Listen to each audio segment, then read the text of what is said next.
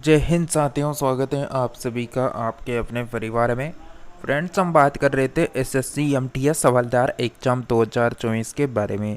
जैसा कि फ्रेंड्स आप सभी को बता दें, जैसा कि आपको कंटिन्यू यहाँ पर दो प्रैक्टिस सेट आपको डेली इस चैनल में देखने को मिलते हैं, जिसमें से आपको एक प्रैक्टिस सेट सुबह 10 बजे देखने को मिल जाता है और दूसरा जो प्रैक्टिस सेट होता है वो हमारा 4 बजे आपको देखने को मिल जाता है।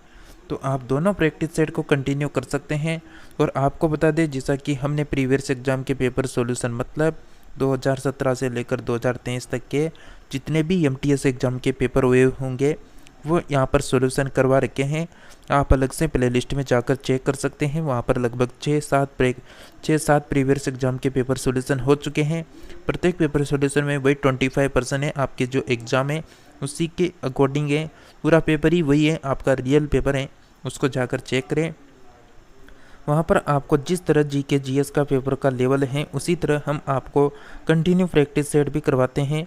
तो आप प्रीवियस एग्जाम के पेपर सॉल्यूशन और जो प्रैक्टिस सेट चल रहे हैं उनको कंटिन्यू कर सकते हैं। और 25% आपके एग्जाम में आने वाले हैं। अगर आप 20+ करना चाहते हैं ना, तो प्रीवियस एग्जाम के पेपर सॉल्यूशन को पूरा अटेंड कर लेना। आप खुद दिमाग लगा सकते हैं कि हम आपको 2017 से लेकर अगर 2023 तक के पेपर सॉल्यूशन करवा रहे हैं। एक पेपर सॉल्यूशन में आपके 25% होते हैं। लगभग मैं आपको बता रहा हूँ 100 पेपर सॉल्यूशन हो जाएंगे अगर आप कंटिन्यू क्लास को करेंगे। तो 2017 से लेकर 2023 तक के 100 पेपर सॉल्यूशन होंगे लगभग। तो आप अगर उनको कंटिन्यू करेंगे तो 25% होने वाले हैं। 25 को आप 100 से इंटू कर सकते हैं तो 2500% के लगभग आपके यहाँ पर बैठेंगे। तो आप खुद ही यहाँ पर दिमाग लगा सकते हैं 2500% में से क्या 25% भी आपके पूरे नहीं बैठ सकते। तो यहाँ पर 1-2% हो जाता है एकदम में इधर उधर, लेकिन 20+ तो जा ही सकते हैं। तो फ्रेंड्स, आपसे ये निवेदन है कि आप कंटिन्यू प्रैक्टिस सेट को करते रहें, चैनल पर लगातार बने रहें, लगातार जो प्रैक्टिस सेट आपको मिलते हैं उनको कंटिन्यू रखें। तो चलिए बात करते हैं फर्स्ट पर्सन से। सूची फर्स्ट को सूची सेकंड के साथ आपको सम्मिलित करना है।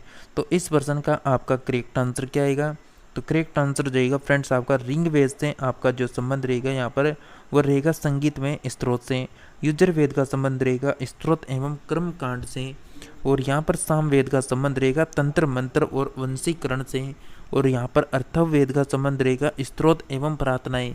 तो आपका ए ऑप्शन यहाँ पर करेक्ट आंसर बनेगा। नेक्स्ट प्रश्न है कि आरंभिक वैदिक साहित्य में सर्वाधिक वर्णित नदी है। तो आरंभिक वैदिक साहित्य में सर्वाधिक वर्णित नदी कौन सी रहेगी फ्रेंड्स? यहाँ पर आपका राइट आंसर आएगा फ्रेंड्स यहाँ पर सिंधु नदी। तो ए ऑप्शन आप सभी ध्यान रखें। नेक्स्ट बात करते हैं कि उपनिषद काल के राजा अश्वपति शासक थे। तो कहाँ के शासक थे साथियों? फ्रेंड्स, आपका करेक्ट आंसर आना चाहिए के। आपको किसी भी प्रश्न में कन्फ्यूजन लगे तो कमेंट करके पूछ सकते हैं। आपको किस टॉपिक के ऊपर प्रश्नोत्तरी चाहिए वो भी कमेंट करके बता सकते हैं। नेक्स्ट प्रश्न है कि आध्यात्मिक ज्ञान के विषय में नचिकेता और यम का संवाद किस उपनिषद से प्राप्त होता है? तो अध्यात्म के विषय में नचिकेता और यम का जो संवाद है वो उपनिषद से प्राप्त होता है। कौन से? बिल्कुल कंठोक उपनिषद करेक्ट आंसर हो जाएगा सी ऑप्शन। नेक्स्ट है कि वैदिक नदी यानी वैदिक नदी कुंभा या फिर काउल का स्थान कहाँ निर्धारित होना चाहिए? तो वैदिक नदी कुंभा का स्थान कहाँ निर्धारित होना चाहिए? अफगानिस्तान में निर्धारित होना चाहिए। ए ऑप्शन करेक्ट आंसर है। नेक्स्ट है कि कपिल मुनि द्वारा प्रतिपादित यानी दार्शनिक प्रणाली कौन सी है? तो प्रतिपादित द्वारा मतलब कपिल मुनि द्वारा प्रतिपादित दार्शनिक प्रणाली कौन सी रहेगी? फ्रेंड्स, आपका करेक्ट आंसर हो जाएगा यहाँ पर सांख्य दर्शन। तो बी ऑप्शन करेक्ट आंसर है। नेक्स्ट है कि भारत के किस स्थल की खुदाई से लौह धातु के प्रचलन के प्राचीनतम प्रमाण मिले? तो भारत के किस स्थल की खुदाई से लौह धातु के प्रचलन के प्राचीनतम प्रमाण मिले हैं? राइट आंसर हो जाएगा आप सभी फ्रेंड्स का यहाँ पर अंतरजी खेड़ा करेक्ट आंसर रहेगा बी ऑप्शन। नेक्स्ट प्रश्न है आपका निम्नलिखित में से किसका संकलन ऋग्वेद पर आधारित है? तो किसका संकलन है जो ऋग्वेद पर आधारित है फ्रेंड्स? यहाँ पर राइट आंसर रहेगा सामवेद। तो बी ऑप्शन हमारा करेक्ट आंसर है। नेक्स्ट है कि निम्नलिखित में से कौन प्रस्थान यानी प्रस्थांतरी में शामिल, तो प्रस्थांतरी में शामिल नहीं है, क्या आंसर आएगा? तो राइट आंसर आना चाहिए फ्रेंड्स आप सभी का बिल्कुल भागवत करेक्ट आंसर हो जाएगा ए ऑप्शन। नेक्स्ट है कि क्रम का सिद्धांत संबंधित है, तो क्रम का सिद्धांत किससे संबंधित है फ्रेंड्स? यहाँ पर क्रम का सिद्धांत संबंधित है मीमांसा से, तो बी ऑप्शन आपका करेक्ट आंसर है। नेक्स्ट है कि सूची फर्स्ट को सूची सेकंड के साथ आपको सम्मिलित करना है फ्रेंड्स यहाँ पर, तो सूची फर्स्ट को सूची सेकंड के साथ सम्मिलित करें तो आपका राइट आंसर आएगा अर्थवेद जो है वो किससे मिलेगा? अर्थवेद संबंधित है यहाँ पर औषधियों से संबंधित हैं, और ऋग्वेद जो है वह किससे संबंधित हैं? तो ईश्वर महिमा से संबंधित हैं। यजुर्वेद जो है आपके बलिदान विधि से संबंधित हैं, तो आपका जो है डी ऑप्शन मिलेगा बिल्कुल सामवेद संगीत। ये ऑप्शन आपका करेक्ट आंसर रहेगा, ए ऑप्शन का आप चेक कर लेना। नेक्स्ट पर्सन की अगर हम बात करें तो नेक्स्ट पर्सन आपका यहाँ पर रहने वाला है, जैसा कि नेक्स्ट पर्सन है कि चरक संहिता नामक पुस्तक किस विषय से संबंधित है? तो चरक संहिता नामक जो पुस्तक है फ्रेंड्स वह किससे संबंधित रहेगी? आपका करेक्ट आंसर हो जाएगा फ्रेंड्स यहाँ पर बिल्कुल चिकित्सा से संबंधित है, तो सी ऑप्शन करेक्ट आंसर होगा। नेक्स्ट है कि यज्ञ संबंधित विधि विधानों का पता चलता है, तो यज्ञ संबंधी विधि विद्वानों का पता चलता है यजुर्वेद में, डी ऑप्शन करेक्ट आंसर है। नेक्स्ट है कि वैदिक योगिन सभा यानी वैदिक योगिन सभा बिल्कुल यहाँ पर राइट आंसर हो जाएगा मंत्री परिषद थी, मतलब वैदिक योगिन सभा क्या थी? मंत्री परिषद थी, तो सी ऑप्शन करेक्ट आंसर है। नेक्स्ट है कि वैदिक युग में प्रचलित लोकप्रिय शासन प्रणाली थी, वैदिक युग में प्रचलित लोकप्रिय शासन प्रणाली थी, करेक्ट आंसर रहेगा फ्रेंड्स आप सभी का गणतंत्र, सी ऑप्शन आपका करेक्ट आंसर है। नेक्स्ट है कि सबसे प्राचीन वेद कौन सा है? तो सबसे प्राचीन वेद कौन सा है फ्रेंड्स यहाँ पर? ऋग्वेद आपका करेक्ट आंसर हो जाएगा, ए ऑप्शन। नेक्स्ट है कि निम्नलिखित में से कौन भारतीय दर्शन का आरंभिक विचारधारा है? तो फ्रेंड्स आपका एग्जाम रहने वाला है अक्टूबर, अभी चल रहा है अगस्त, सितंबर, अगस्त के बाद सितंबर और अक्टूबर, ज़्यादा दिन नहीं है हमारे पास, मात्र 2 महीने लगभग मान लो आप। सितंबर में सीजल का एग्ज़ाम होगा, तो सीजल के लिए भी प्रैक्टिस सेट शुरू करने होंगे प्रीवियस एग्जाम वाले, क्योंकि उन्हीं में से बार बार एसएससी रिपीट करता रहता है प्रश्नों को।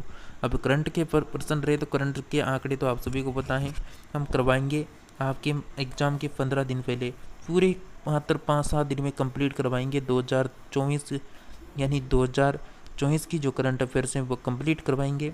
तो आप सभी कंटिन्यू प्रैक्टिस सेट को अटेंड करें, क्योंकि हमारा चैनल है जीके पर आधारित, तो जीके का ऐसा कोई टॉपिक नहीं रहेगा जो आपके एग्जाम के लिए छूटे यहाँ पर। तो करेक्ट आंसर आना चाहिए भारतीय दर्शन का जो आरंभिक विचारधारा है वो बिल्कुल आपका करेक्ट आंसर हो जाएगा सांख्य, ए ऑप्शन करेक्ट आंसर है।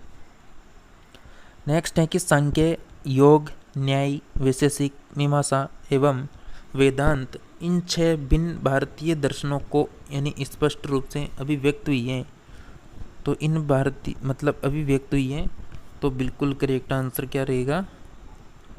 करेक्ट आंसर रहेगा वैदिक युग में, तो वैदिक युग में करेक्ट आंसर है।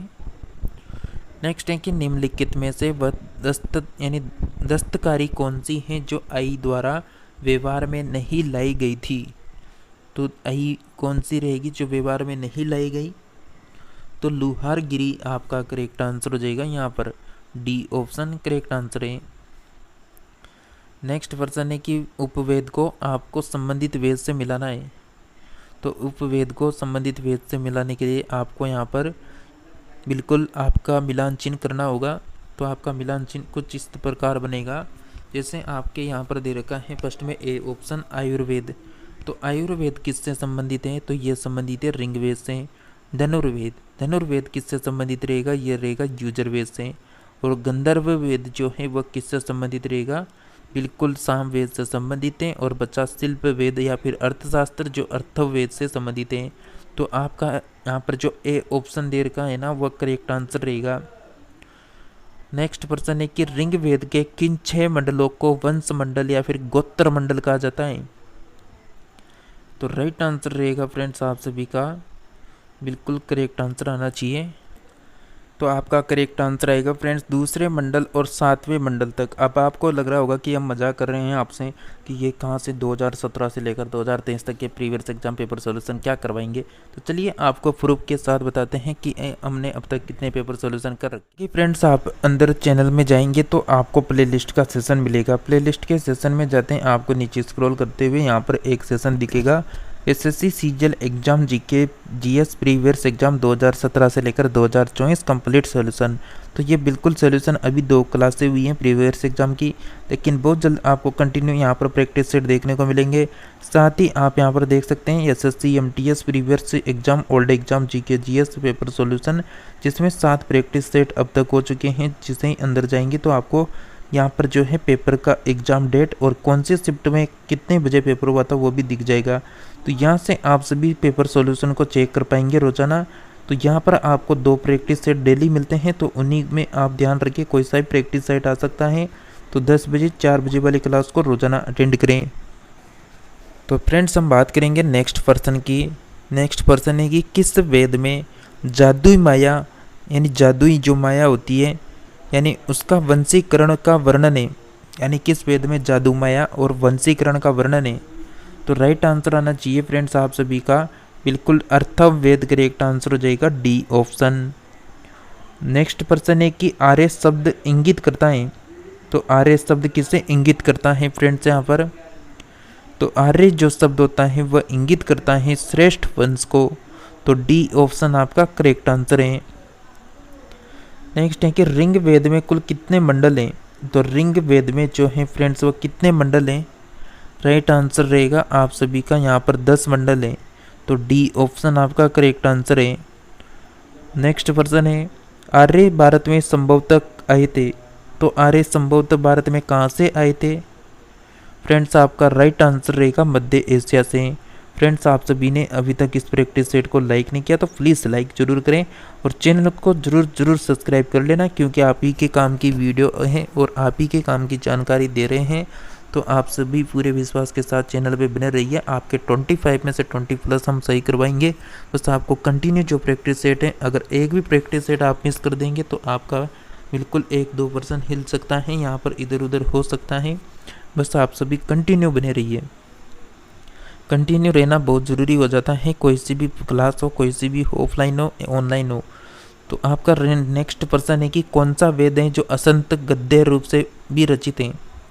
तो कौन सा वेद है जो असंत गद्य रूप से भी रचित हैं, रचित रहेगा युजुर्वेद। तो आपका बी ऑप्शन करेक्ट आंसर रहेगा। नेक्स्ट है कि सभा और समिति प्रजापति की 2 पुत्रियां थी जिनका उल्लेख किस वेद में मिलता है। तो सभा और समिति जो है प्रजापति की 2 पुत्रियां थी, तो इनका उल्लेख मिलता है फ्रेंड्स अर्थवेद में। तो डी ऑप्शन आपका करेक्ट आंसर होगा। नेक्स्ट पर्सन है कि ऋग वेद युग की प्राचीनतम संस्था कौन सी है। तो ऋग वेद युग की प्राचीनतम संस्था कौन सी है, विद्वत यहाँ पर करेक्ट आंसर हो जाएगा आपका सी आंसर। नेक्स्ट है कि ब्राह्मण ग्रंथों में सर्वाधिक प्राचीन कौन है।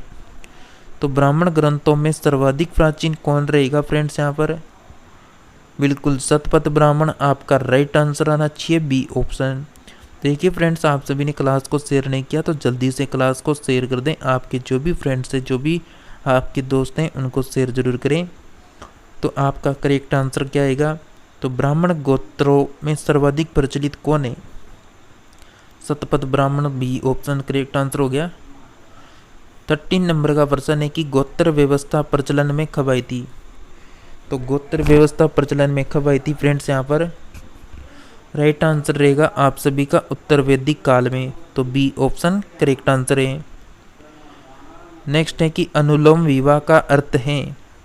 अनुलोम विवाह का अर्थ क्या है फ्रेंड्स, यहाँ पर तो अनुलोम विवाह का अर्थ होता है उच्च वर्ण पुरुष का निम्न वर्ण नारी के साथ विवाह।